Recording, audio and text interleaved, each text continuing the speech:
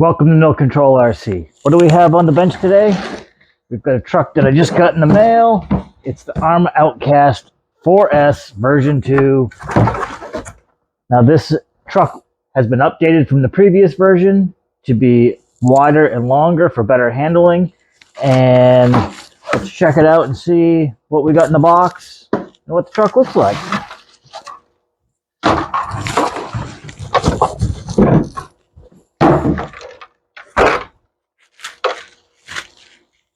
All right, I'd say it's looking pretty good. It looks a lot like a mini Notorious or a smaller, way smaller version of the 1/5 Outcast that used to be available ready to run. I think it's only now available in a kit form.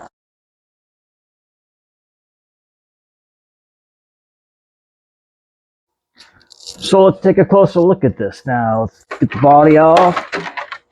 It's a typical well-built Arrma body. They're pretty durable.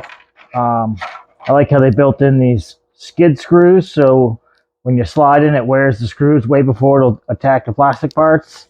They're also on the rear wing. The truck, like I said, is wider than the previous version.